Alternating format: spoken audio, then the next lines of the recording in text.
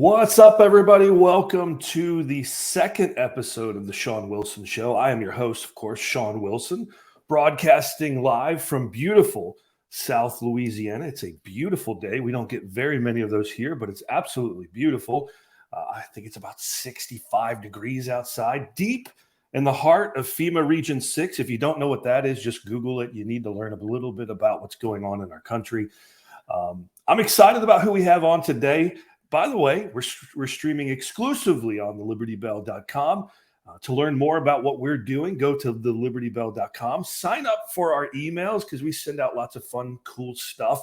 We're going to be launching our quarterly digital newspaper that's coming out at the end of October to address some of the issues that are going on in local elections and, of course, the upcoming elections here around the country. So I'm super excited about who we have this week. He's a friend of mine. He's a mentor. He's one of the most important guys that have helped us grow the Liberty Bell. His name is Greg Clark. He is going to be giving his unique perspective on what it was like for the state of Colorado when he was there on the legalization of marijuana and that. So let me bring Greg on and do all that. Greg, my friend, what is up? How are you? You're right. It is an absolutely gorgeous day in Louisiana. It kind of reminds me of being when I lived in Colorado, actually.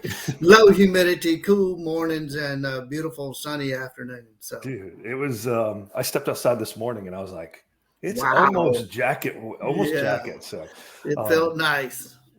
So Greg, thank you for coming. I appreciate it. I wanted to bring you on and have a conversation. But before we jump into it, I want everybody to kind of hear kind of your background because it's really important. We hear a lot of talk about the legalization of marijuana and legalizing drugs, and it'll be okay, and nothing bad will happen. And I'm kind of like back and forth on it. I see both sides of the issue, and a lot of times all you get in the news or in the media is 100% for or 100% against, but there's no real like boots on the ground, people who saw some of these rollouts and what it looked like for their communities. Right. So give us a little background on who you are. Well, first, let me just say this. Greg is with Church Funeral Home Services here in Baton Rouge. He was our very first sponsor for the Liberty Bell. And we will talk a little bit more about what he does, but I want to share kind of your background, where you from. You're North Louisiana guy who ended up in Colorado. You're back in Louisiana now. Yep. Share a little bit about your background, and then we'll dive into kind of the topic at hand. Yeah. Well, in November 1987, I was given an opportunity for a job. The economy in Louisiana in the 80s, if that was probably even pre-Shawn, it was not doing too well. We had the oil crisis. I was in banking at the time, and the unemployment rate was through the roof, and it was a bad deal. So anyway, I was given an opportunity to go to work for a technology company in the Denver metro area. So I moved there in November of 1987. I was single, and about a year later, got introduced to a Colorado native, which is kind of unusual. She was fourth generation Colorado native. Colorado is a very transitional state. Ton of people moved there, not too many people born and raised there at the time. And a lot of folks were relocating from Texas then. Coloradans didn't have a fondness of Texas. So as soon as I opened my mouth, somebody said, "Where are you from?" And my answer was not Texas. So met her, we got married, and that kept me there until November or October of 2016. So I was there for 29 years. Colorado is an absolutely gorgeous state. It's absolutely beautiful. The climate, for the most part, is very mild. However, the winters can have hard patches in them. And what I mean by that is you might be 72 degrees in January one day and the next day be 10 below.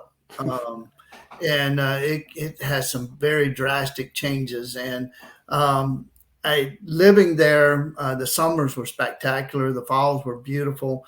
Spring seemed like it was slow arriving.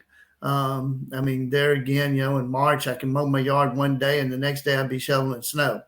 And that kind of got old, but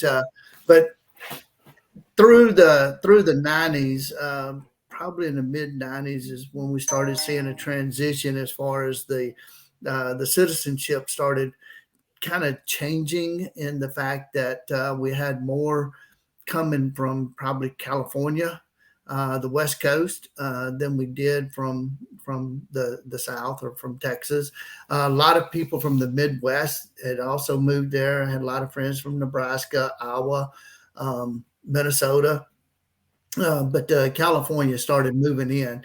The thing about Colorado that's kind of different is, if you look at the state, I-25 runs from north to south, from New Mexico to Wyoming, and it's kind of almost center of the state, but a little bit to the eastern side. And the East Colorado is nothing but plains. The Rocky Mountains run along the western side of I-25. And you got Pueblo down, or Trinidad, at the very end, and you got Fort Collins up at the very north end. But really from Colorado Springs, Denver to Fort Collins is considered the Front Range, and about 80% of the population of the state of Colorado lives in that area. Wow.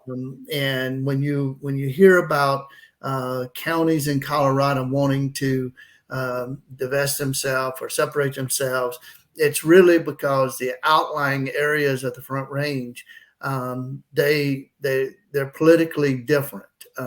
Denver is very, very blue now. The rest of the state, the Front Range is blue. The rest of the state is still pretty much to red. So they would like some of that separation if they could.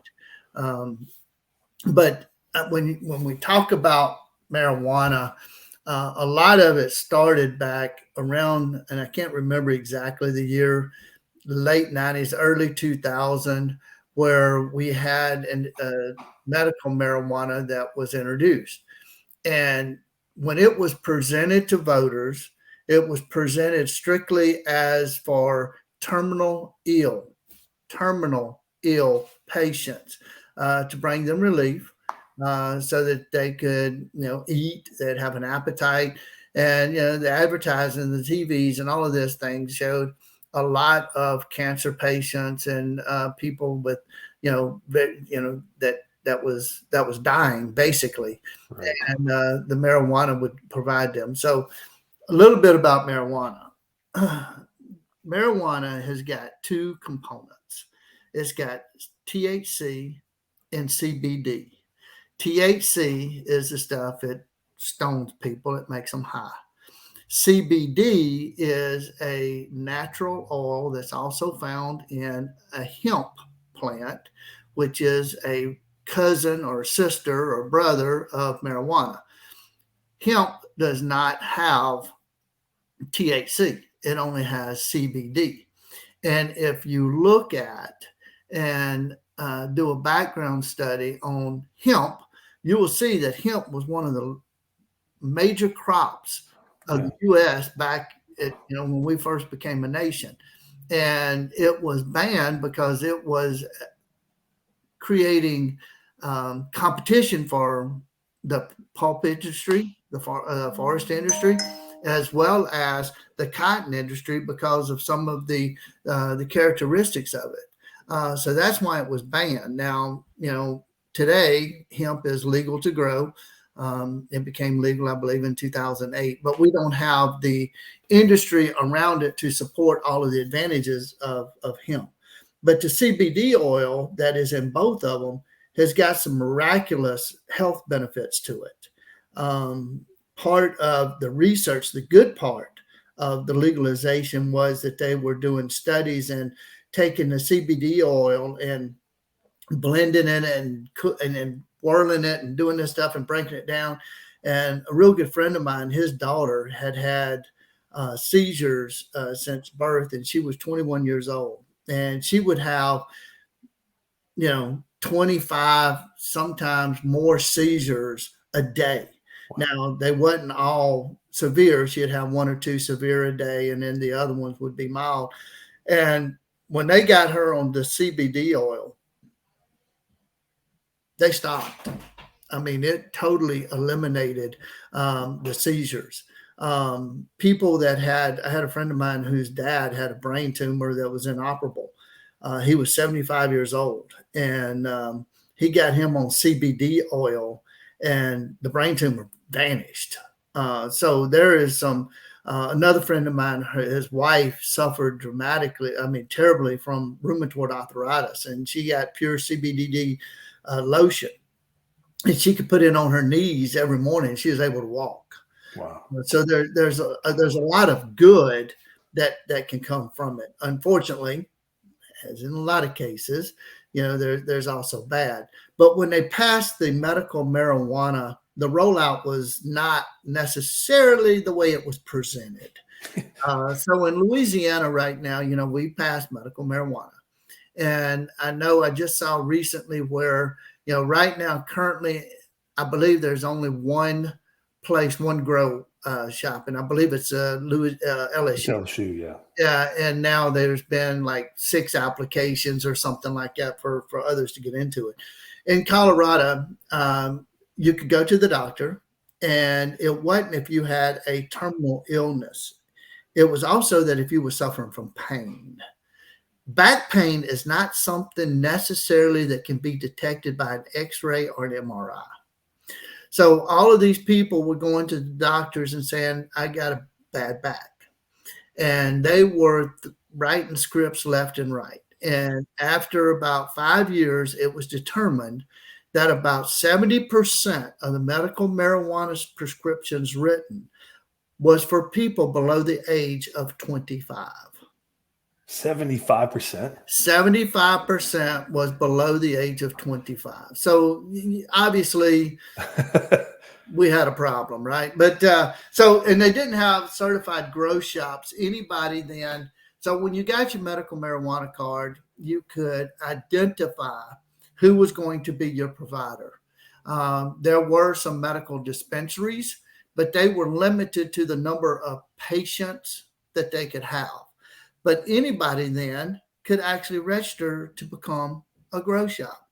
So there were people, and you could have in a home, in your house, you could have up to 3 plants that you were providing medical marijuana for up to 6 people. There was really no monitoring of this or anything like that. So there was people growing marijuana left and right in their basement. Now, the marijuana that was being grown and the marijuana that's being grown today, there is not the same stuff that I had friends that were growing in the swamps in North Louisiana. This stuff today is it's mechanically engineered, so it's extremely potent. And so we had a large foundation of people that had become abusing or using marijuana from a medical perspective when they passed legalization in 2008. In 2008, you remember who was running for president? 2008, John McCain, Barack Obama. Yeah. So 2008, if you look at the votes for Barack Obama and the votes for legalization of marijuana, pretty much identical. No, are you serious? Obama won the state 54-46, I believe, somewhere in that neighborhood, mid 40s to mid 50s. And at the same time, Washington State actually legalized marijuana at the same time. However, Washington State did not get the press coverage that Colorado did. Now, Colorado, there's like 25 or 30% tax on it. There was all kind of limitations as far as what they could, how much somebody could possess. If you got caught with marijuana, it was still a crime unless it was in a dispensary bag. They had these special Ziploc bags that they had to sell.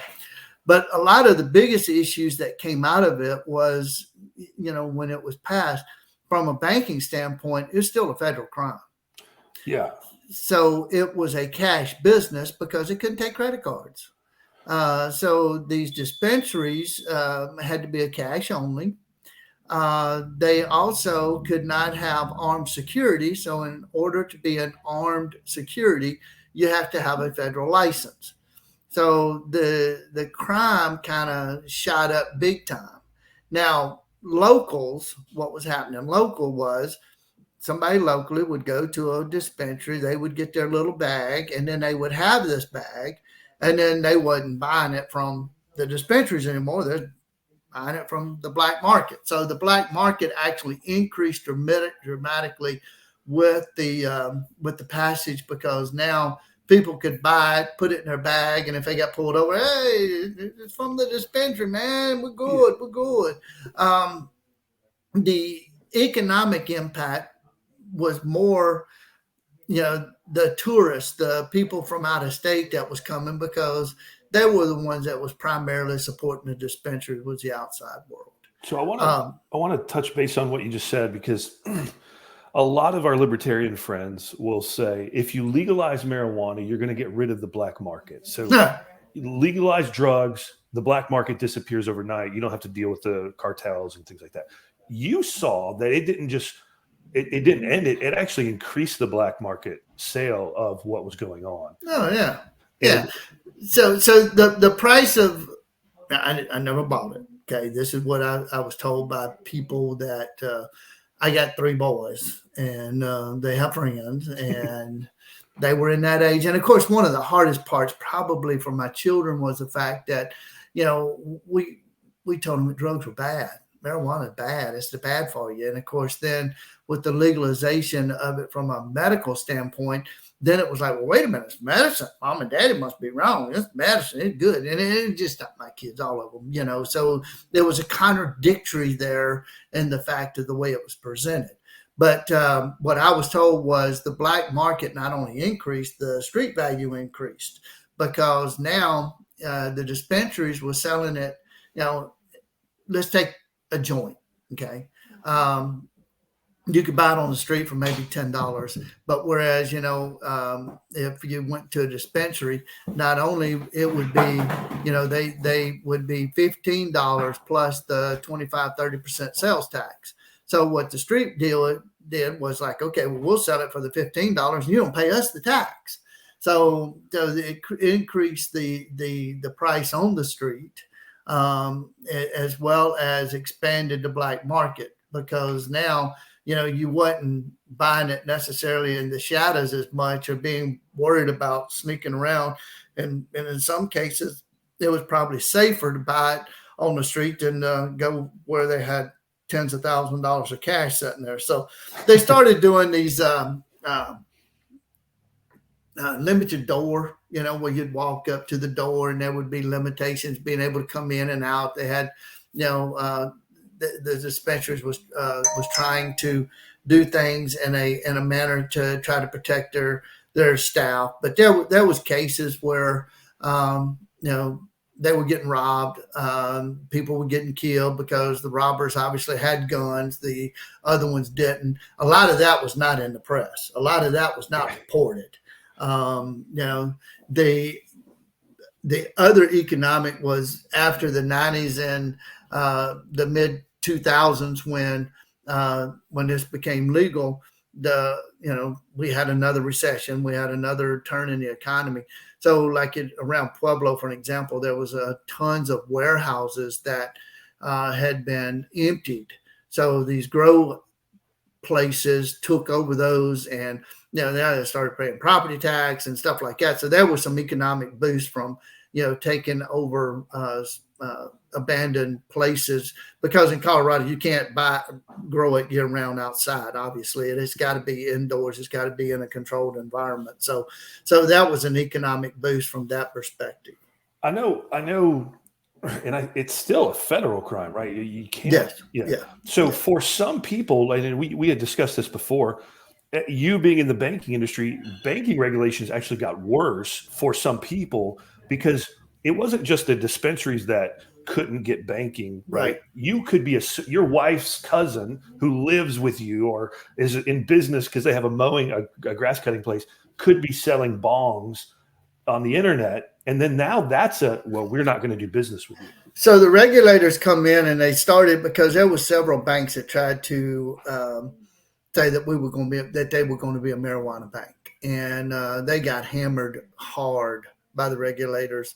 And what they would, so when they would have inspectors that was going around, and a friend of mine was a banker, and he had a company that was, they made some glass, but they really sold glass material to other places, to especially like art, because Colorado's an artsy type, especially Boulder up in that area. And so they would sell the raw material. He was selling this raw material to a guy that was blowing glass for years. And the guy made lamps and all kinds of different stuff, making out of blowing glass.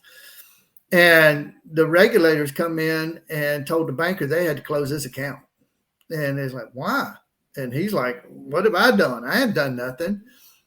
He was selling the raw material to the guy that was actually blowing glass, and he was making glass marijuana pipes and selling those. And so the regulators really cracked down. So, and in those senses, it kind of made it more dangerous. And, money laundering is if, you taking money and washing it from illegal activity and converting it into something. So money laundering is rampant. They're having to run it through, and that's why the regulators were so tough on it. So businesses that are a high cash business, for an example, used car lots, washaterias, massage parlors, places that dealt with a lot of cash. The drug sellers were trying to, because they got to convert their cash into something then that they can use, right? Right. So that's why the regulators was really cracking down on these other industries as well, to see where this money laundering was really coming from, because it's taking drug money and converting it into usable resources. Yeah, and with what you saw, because again, there's the argument is, well, if you legalize it, of course, we already know there may be a dent in the black market for a period, but it seems to, because of federal law, there's a lot of almost boosting of the black market. But then you also have the idea that, well, the state shouldn't be telling people that they shouldn't be allowed to put something in their body. And I get that sort of, right. There is the argument, especially after the big, I can't say it because we'll be on YouTube, but everybody knows the last couple of years and what, remember this, you're like, go get your thing. Right. So we can't be forced to do something, right? The state can't say, hey, you can't put that in your body. You can't do that.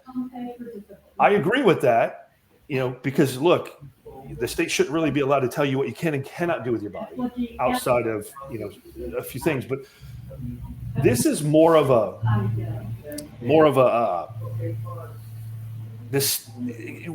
how do we as a culture, because there's a lot of libertarians who are like, look, you just got to deal with it, man. Like it leaves it where it is. How do we say, look, we're actually promoting a lot of bad things that go with this, and it's okay to say no to it, right? It's okay to say no to that. Right. Well, and I think from a black market, Shawn, if you legalize it, then some of the criminal element, they would have to legalize it from a banking perspective, right? So then they could take debit cards, they could have armed security. So some of that would be corrected. But and I always hear the argument, go back to prohibition, right? And we know what happened during Prohibition. We had the black market and we had the steals, and people were making, it was moonshine that people were making. And Prohibition cut out all forms of alcohol, not just beer and wine, but and whiskey and all of this stuff. In that time, during Prohibition, people that wanted the alcohol, they were having to drink moonshine. They were having to drink, corn mesh mess. And in order to get your mango beer or your Cabernet or, a nice IPA, it comes out of a brewery. But in order to get a joint, it don't have to come from a grow shop or a grow house. It can come in somebody's basement. Right. So the difference between that as far as the black market is because more people, and if people can do something without paying taxes, okay, if they can do something and save money and not pay taxes, where do you think they're going to get it? Yeah, they're going to get it where they don't have to pay the taxes. They're going to get it where they don't have to pay taxes. So that's the defense of that argument, where, and from an abuse standpoint, everything can be done in excess, right? Sure. We eat in excess. We bet, gamble, and obviously there's drinking in excess that goes on as well. The issue that we faced in Colorado was that can somebody smoke a joint and still function? Absolutely, right? I think a lot of it, though, can somebody drink a beer and still function? Yes. Sure. But there are people that are addictions are, from tobacco to alcohol to food to gambling to all of these different things. Sex is an addiction, right? That doing it, their brain responds to it differently.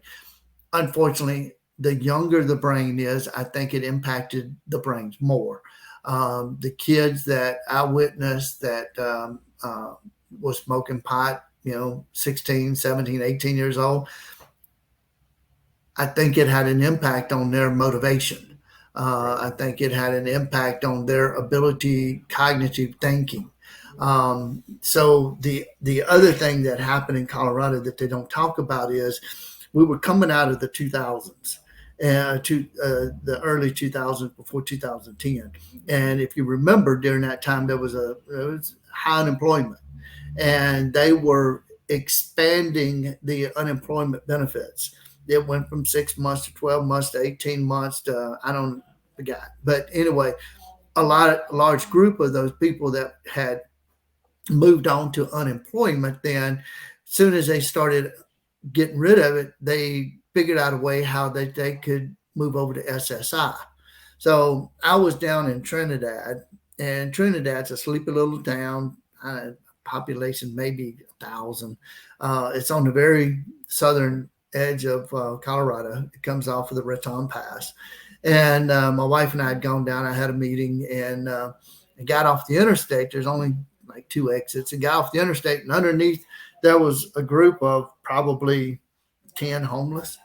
And Colorado, Denver always had homeless, but I mean, we'll talk about the impact of it. But I was talking to the business owner the next day, and I'm like, man, when did Trinidad get homeless? Man, Trinidad don't have homeless. He goes, oh, they're not homeless. They looked homeless. He said, well, they don't have a home. He said, but these are people that came up, that come across as soon as they got into Colorado. Trinidad, again, maybe 1,000 people, had 3 dispensaries, 3. And he said, every one of those are on SSI. They get their SSI, and they go buy them a bunch of pot. And he said the rest of the time, after that money is gone, they panhandle. They're panhandling for more money to buy pot. Denver, you cannot, up in Colorado, and it could have changed in 6 years, you couldn't get off the interstate at an exit to go to a red light without somebody standing there panhandling. You couldn't turn across, go to a red light without somebody panhandling. And this was people typically, I would say, below the age of 35. So working people, right? Oh, yeah, physically capable. Yeah. But I mean, they were there, and when you're on marijuana increases appetite, I've been told, but in a lot of cases, it dulls the appetite as well. So if they could get $20, right, a day, they could eat one meal, a Big Mac, a soda, and then they could spend the rest of it in pot. And that's what they were doing. So the homeless or the panhandlers increased dramatically. There was a huge influx of panhandlers that was increased. Now, Colorado did see a huge influx of high tech, middle aged, 30 to 40-year-olds that wanted to move there, that liked the recreational pot smoking, that they could do it. Um, the real estate market went from a lot of single family homes to multifamily homes. You see, the majority of real estate growth is, the prices have escalated dramatically because of the influx of population. From 2012 to 2016, when I moved, the Front Range was adding 10,000 people per month Ooh. moving to Colorado. And a lot of that had to do because companies had moved there because they could attract, 35, 30-year-olds, 40-year-olds. So they had a tremendous amount of growth because of it. But a lot of the single family homes, a 2,000 square foot home was more expensive than a 5,000 square foot home per square, just because these people they don't want to take care of a house. Right. But the majority of growth is townhomes and condos. They're everywhere. And so the single family home now, some of that has kind of slowed down a little bit in the past couple of years. But my wife and I was back for my niece's wedding in the summer, and just could not believe the number of condos and townhomes that has shot up. I do want to go back to something you said earlier, talking about the difference between hemp and marijuana itself. Now, a lot of libertarians, a lot of pro legalization advocates will say, "Man, look at the benefits, right? I mean, like it has some miraculous benefits, right?" It does. And can you get the same benefits from the hemp that you can get from the marijuana, from the CBD? Is it the same? Is it different? Is it, how does it, or do you know? How does Oh it? no, my mom was diagnosed with multiple myeloma cancer in around 2012, and so I started doing a whole lot of research because chemo is poison. Right. Chemo kills cancer, but it also kills good stuff, and I saw what it was doing to her. So I started. There's you know. I believe I'm religious, and I believe that God created natural things that can heal us of the evil diseases that also exist. So that's when I discovered CBD. And yes, your answer is yes. CBD in hemp is the exact same thing that it is in marijuana. The only difference is marijuana, not the bud of marijuana, is what has the THC. There is the same medical things can be grown in hemp for that perspective. All of the clothing, the lumber, the vast resources that a hemp plant can provide, marijuana could do the same, but obviously they're harvesting for the buds for the drugs. One of the issues, though, that I think is under control now, and in regards to that, before I change direction, because it was in, I believe, the Farm Bill of 2010. Obama signed it where hemp could be grown. There was like 18 or 20 states. Louisiana is actually one of them. There was a farmer out on the Eastern Plains that had about a 20-acre field, and he planted hemp. And he had to put a 10-foot fence around it like you would a prison, because the drug people were going in and hey, look at that, man, it's marijuana, and it was hemp, so it wasn't marijuana. But so he had security issues around his hemp plant. But one of the other things with marijuana, and we talked about just touched on the strength that it did. There's all these chewables, there's edibles, there's all kinds of different things. And when they first come out, the dispensaries, of course, they were trying to market it, and they were using candy names, packaging as a marketing tool. They would call it something different, but instead of Reese's Pieces, it may be Bud's Pieces or whatever. But the packaging looked very similar. Okay, so gummy bears, they looked exactly as far as what you would get for your children in the store.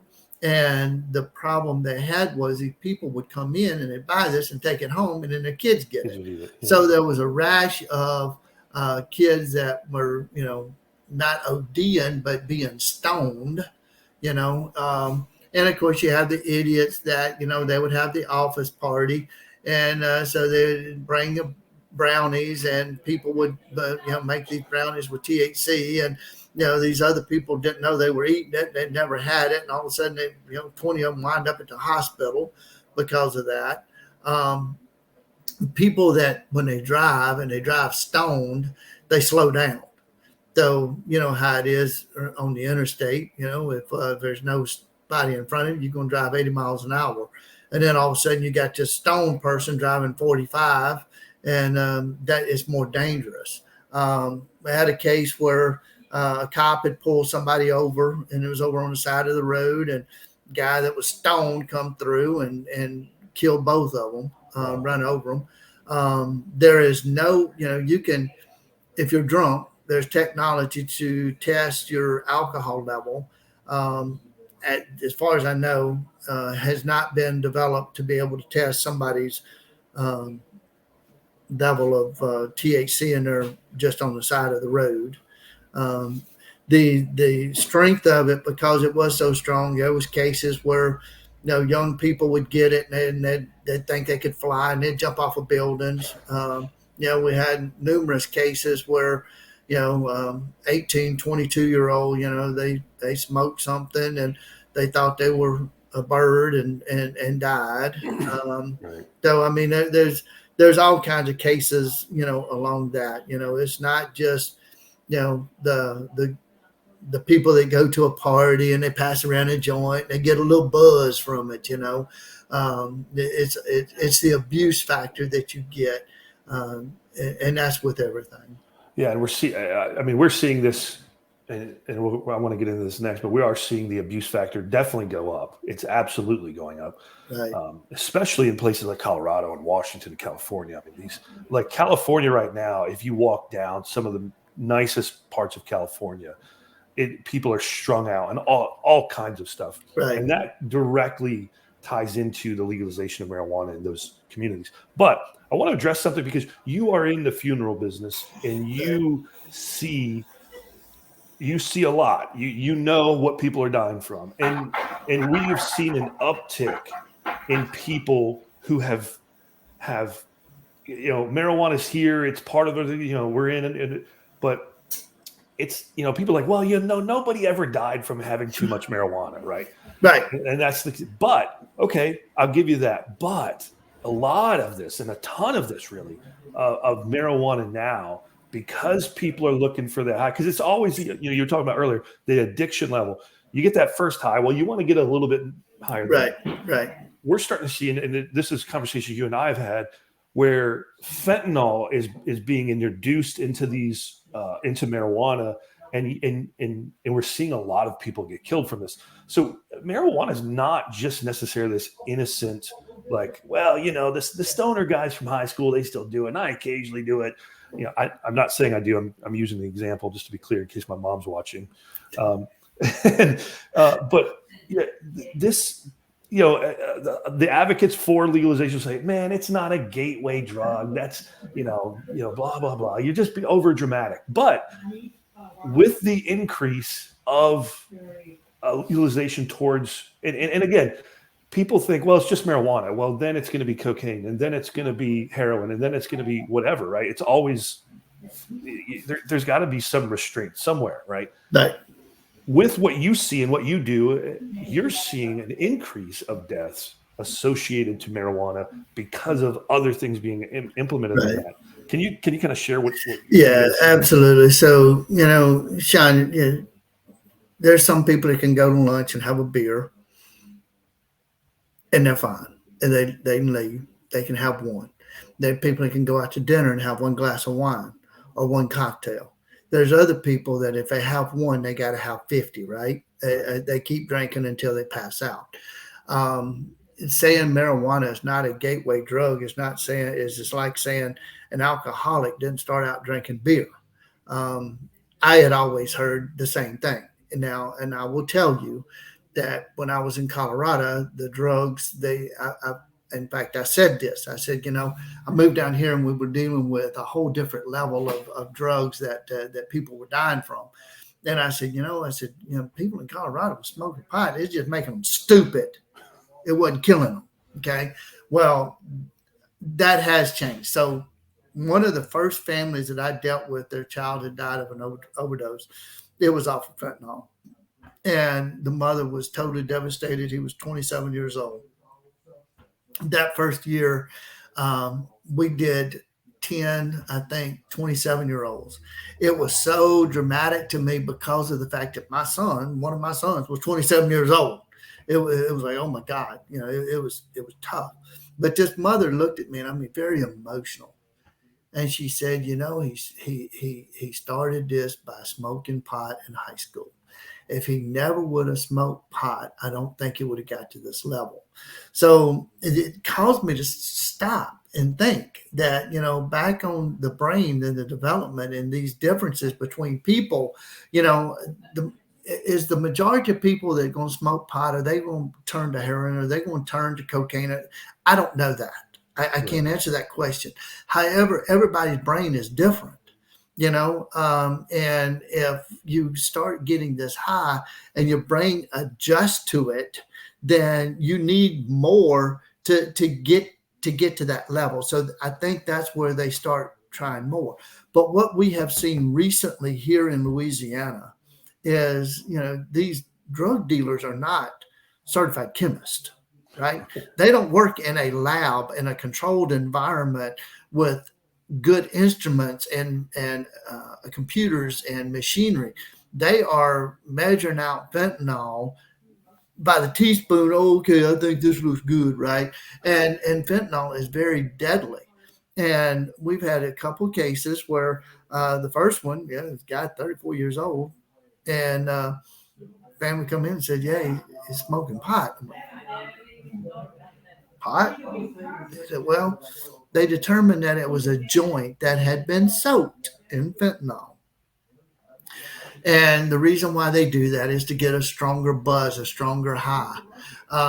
The other thing that, people have done is, the vape, the smoke or the vape cigarettes, whatever, because marijuana stinks. I'm sorry. Some people love it. I think it stinks. Yeah. But anyway, they started getting it in vapor form, so then they can add flavors to it, so it disguises the smell. Well, we had one here recently that had died because his liquid marijuana had fentanyl. So it's all about creating a higher level of buzz, a higher level of high, a higher level of stoned. And you talked about what we see in California with the people out on the streets, and you see that in Denver too. And it's these people that have stayed in a stoned environment for so long. They don't want to work. Right. They have no motivation to have a church or to have a family, to even shower and get cleaned up. That all that natural morality that we have in us, that self-respect that we have, has been diminished, I think, because of the constant use of the drugs.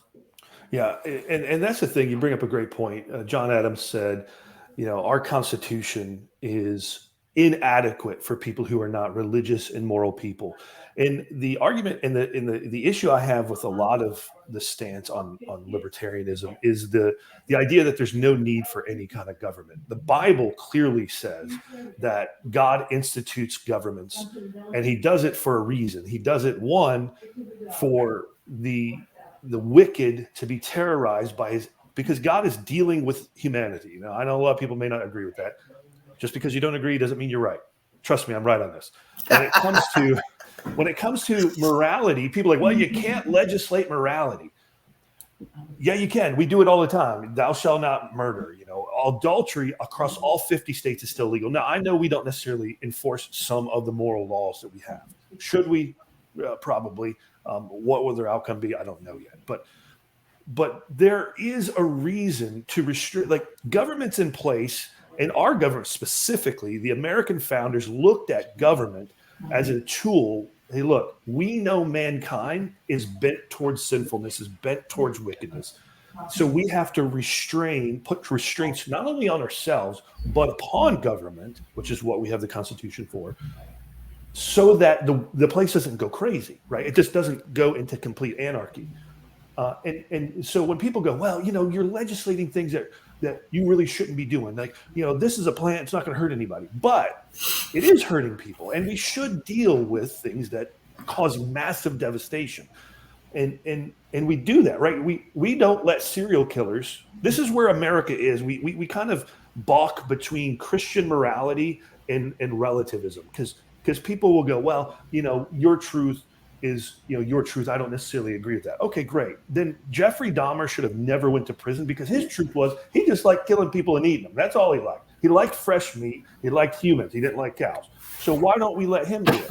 Right? That's his prerogative, right? There are laws in place, rules in place for the development of a just and civil society. And what we're seeing with things like the legalization of marijuana, things like, and I would look, we had no fentanyl problem 10 years ago, 12 years ago. And if we did, it was so minor that it wasn't noticeable. Now, right now, the United States government, the Border Patrol in 2021 or 2021 seized enough fentanyl. Now, that's just what they seized. It wasn't all that came in. It was what they took. Enough fentanyl to kill every American citizen 7 times over. Now, that's a fact. This is what the United States government has openly said. We caught this much.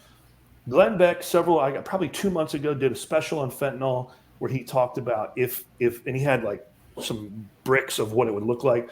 There was like 11 or 12 of them on his desk.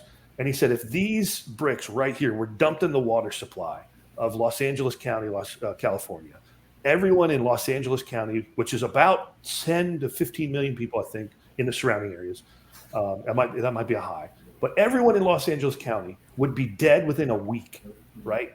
Now, we just celebrated the 21st anniversary of 9/11. 3,000 people died. And it's a big deal. We still have, imagine, I just want everybody to think about what has the door, because here's what we've done. We've opened Pandora's box to anything and everything, right? Well, here's the deal, Shawn. Why can't we have it legal? Like, it's just a plant that does good things. Okay, fine. You can get the exact same good value out of a hemp plant that you can out of marijuana without the need to legalize marijuana, right? And so what we're doing is we're throwing open the gates because we're this inclusive society that is really, our inclusiveness is killing millions of people, right? It's enslaving people in addictions. And people are like, well, you don't have the right to tell people what they should and shouldn't do. Right. So how many people drink beer just because they like it? There's a lot of people that drink beer because they want the buzz. They want to feel good. There's a lot of people that, instead of drinking, one cocktail, they're going to drink 5 because they want that buzz. Right. Unfortunately, we're in a feel-good society, Shawn. It's about how you feel. You got to feel good. So a lot of that has to do with that part of it. And the reason why we have to have controls in place is the same, for drinking and driving. It's the same things like that, because anything that is done in excess creates a problem. Right. People, the crime rate escalated dramatically in Colorado that they didn't talk about because, the armed robberies, bank robberies increased because they wanted cash, right? There was cases of armed car robberies increasing because they needed the cash to buy the product. So that was also escalated because they needed money because they weren't motivated to go get a job. Instead of going to get that job, it's like I'll go steal it. So there was a whole lot of that was done because of that. So the controls have got to be in place because now we are uncontrollable without somebody looking down over us. Parents. If you look at a lot of the crimes that we have today, especially here in Louisiana, and in Baton Rouge and New Orleans, and this is a young generation that is creating this crime. I had a cop that I talked to just a couple months ago. He said he investigated. He's an investigator, detective for violent crime. There's got to be a gun involved. And he said every suspect that he has had in the last 3 years was between the ages of 16 and 25. I would surmise that 95% of those, and I could be wrong, but 95% of those is from a single family home. And if you have children today, do you just let them run the house? Do you let your 4-year-old, 5-year-old son run your house, Shawn? No. Unfortunately, though, a lot of parents do. Well, but a lot of times you're dealing with a single family where the parents are not there, and because one parent is struggling to try to provide, and their influence and stuff is coming from the outside world, right. And it's very easy for them to get wrapped up into somebody saying, "Hey, you go sell this drugs, and I will give you $1,000." And why go to work and make that $1,000 if you can get it for free standing on the corner? So, but back to the government and the control, just like parents have to control their children, we need somebody at least to kind of set some guidelines and some standards and to keep us within the right means. Now, changing the subject a little bit, I believe if this country wanted to eliminate drinking and driving, we could. We make you wear a seatbelt. All you got to do is put a breathalyzer on every dang car, and nobody's going to crank a car if they're drunk. Right. So there is some issues here, but there's a whole industry that's been created because of people drinking and driving. So that's why they don't want to get rid of it. Just like the IRS, right? We'll never get rid of the IRS. If we do, we got 5 million CPAs that's out of a job. Yeah. Or more, 50. But anyway, but we've got to have some standards and some things in place to kind of control us as humans that have no self-control whatsoever. Yeah, and that's the thing. It's okay to protect people from danger, right? It's okay. Right. It's actually a moral thing. If you are watching a car barrel down on someone who's in the middle of the road, and you're like, well, it's their life, you're an immoral imbecile for not trying to intervene and say, hey, look, take for example, California. One of the best, I don't like to say the best spots, but one of the most prominent spots to commit suicide is the Golden Gate Bridge. Right. Mm-hmm. Well, there's a man there who I guess he was an older gentleman. He retired and he lived close to the bridge, and he started noticing like people are jumping off the bridge. So his whole purpose in life ended up becoming he would walk the bridge and then talk to these people and pull them back. Now people say, well, you just got to let people live their life. Well, that's horse crap. I agree that there is the idea of liberty is to be free, but liberty for liberty's sake is not true liberty. Liberty is the freedom to do the right thing. That's what the founders agreed was the definition of liberty. That's what they believed it was. You weren't free to just do whatever you wanted. You were free to do the right thing.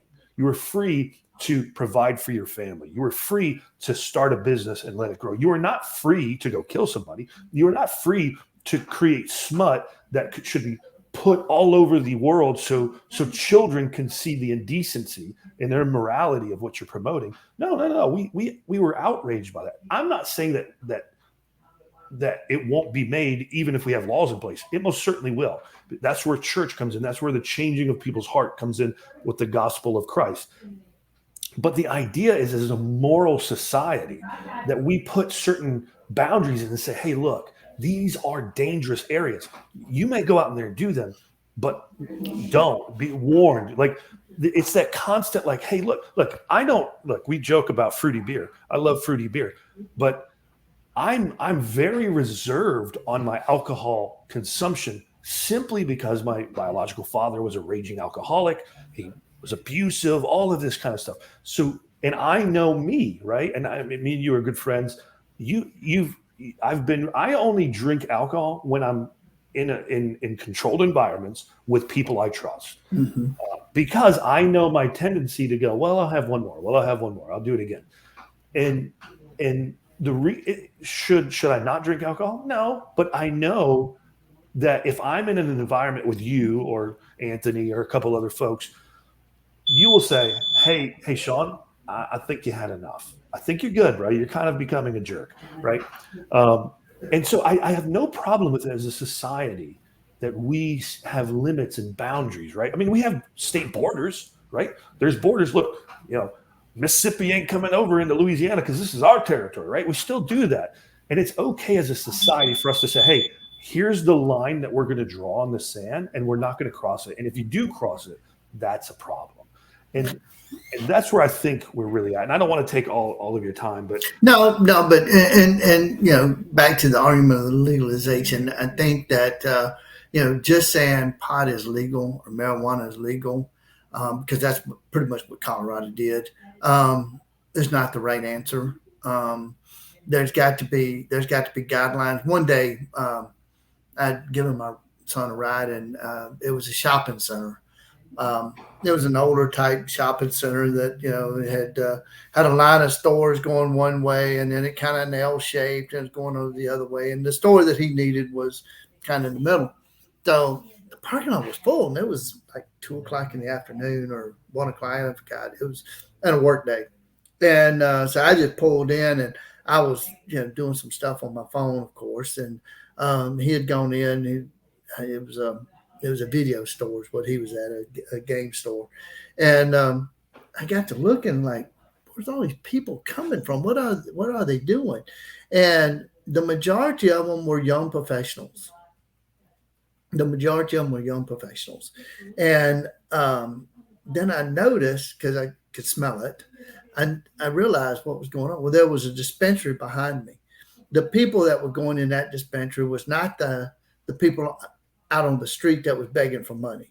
These were people that was dressed in business attire. They were, I would say, between the ages of 30 and or 35 and probably 60. And it was in the afternoons, and a lot of them, I don't know if they had called it a day, and it's kind of like going to happy hour. They're going to the dispensary and getting them something and coming out. But I couldn't believe, it was like, okay, the clientele of the dispensary is not too bad, compared to what you're seeing on the street. But I think as a country, if we're going to legalize marijuana, I don't think we should do it strictly because of the feel good. I think we need to continue to expand upon the values that the plant itself can provide us as a nation. From wood. It's drought resistant. That's one of the other things that just absolutely amazing. Water in Colorado is gold. Colorado is the only state that has no rivers running into it. They all run out of. Think about that. That's an issue. Yeah. So a huge chunk of the water from California come from Colorado. Yeah. But so there's water rights. Coming down the mountain streams, each area's got a right to so much cubic feet of water. It's literally gold. So these farmers out on the plains where they're growing their corn and their wheat and stuff like that, water is gold. So hemp can be grown and it don't take a whole lot of water. Yeah. So that's some of the other values that can be had from it. So it can't be just about the feel good. Right. Yeah, I think we have to have a balanced view. I think, and this is the way politicians do. They do it because it that's how they can get votes, right? Oh, yeah. Live free, right? Like, this is for you, man. Like, all right. And we don't talk about it. Look, hemp rope is the strongest rope on the planet. It is stronger than steel ropes, right? I mean, people don't get it. Like hemp for paper, if environmentalists were serious, they would grow hemp out their bum. There's so much good stuff for that. You don't have to cut down all these trees. Hemp the paper it makes, the clothes it makes. I used to have this hemp jacket. It was the most comfortable jacket I've ever had. And there's tons. And I mean, this is an industry that has not been breached yet when it comes down to it, that can really revitalize the American economy, local on every level. And then when it comes down to, all of the other intricacies of going on with the legalization of marijuana, but we'll get into that for another time. But here's what I want to do. I do want you to let everybody know what you do and where they can find you, because look, everybody is sooner or later in life. What do they say? There's two things in life are guaranteed: death and taxes. You just happen to deal with the death side. So give it a little bit of what you guys do at Church Funeral Services, how they can get a hold of you, and we'll go from there. Churchfuneralservices.com is our website. We have 3 locations. Santa Mall is our primary care facility. Arrangement offices in Baton Rouge and also in Walker. However, we cover pretty much the entire state of Louisiana. We have our own crematories. We are independently owned, which is kind of unique in the Baton Rouge area. Our motto is to remember your loved ones affordably. The way we do that is the reason for the name church is because all of our locations, we don't have a 10,000 square foot building that you don't need to pay for because of a direct cremation. Whatever your family wants, that's what we're going to take care of. It's just that if you want a viewing, if you want something like that, it's going to have to be at another location, which we can help you arrange. And for a more affordable price than a lot of funeral homes are doing today. We're actually one of the highest volume funeral homes in Southeast Louisiana. People do not even realize that, and that's because of the fact that you want cremation, that's fine, we'll take it. A lot of places don't like cremation because the price is a lot cheaper than a funeral, so they try to talk families out of it. We don't upsell. When you come in, we tell you your options. That's what you want. That's what you get. We don't try to bait and switch. Our prices are our prices. So we're here to help families. It's a grieving process. It's a healing process. And that's what we try to do. We try to help families begin that healing process, because when death occurs, your heart is damaged. Your emotions are damaged. So you need, just like you go to a doctor, it's to try to help that healing of that loss. Well, Greg, I appreciate it. Friends, go check out his website. If you are in the local area and you are dealing with that, or you're about to deal with it, because we all have family who may be sick or are moving in that direction, give them a call. They'll be glad to help you. And Shawn, and that brings up a good point. Even if you're not, and you have loss of a loved one, and you're not sure who to use in your area, you don't want to shop for your loved one, give us a call. We'll help you find the best price and the best solution anywhere in the United States. Awesome. Greg, I appreciate you, man. Thank you for coming on. This is episode 2. We appreciate you guys. Go check out his website, churchfuneralservices.com. You can learn more about what they're doing and reach out to them and be in contact. Greg, appreciate it, man. Yep. I will talk to you soon. Sounds great. Have a great weekend, Shawn. You too. Friends, that's it. Episode 2 is in the books. I hope you enjoyed it. It was a great conversation. Here's the deal. If you disagreed, if you agreed, if you hated it, you loved it, share your thoughts in the comments below. I just want to hear what you wanted. Are you like, Shawn, you're freaking crazy? Shawn, we loved it. Whatever. It's all good. We want to hear from you. And hey, look, if you think of someone that should be on the show, send them a message and let them know, hey, you need to go talk to the Shawn guy about legalizing marijuana because he's an idiot. He doesn't know what he's talking about. Or you could be like, hey, dude, you need to talk to this guy because this guy's seen it too. Doesn't matter. Either way, I want to talk to somebody because this is where we restore liberty. Liberty is restored by having conversation with people you agree, with you disagree, all of that kind of good stuff. Friends, don't forget to go to our website, thelibertybell.com. It's coming across down on the screen.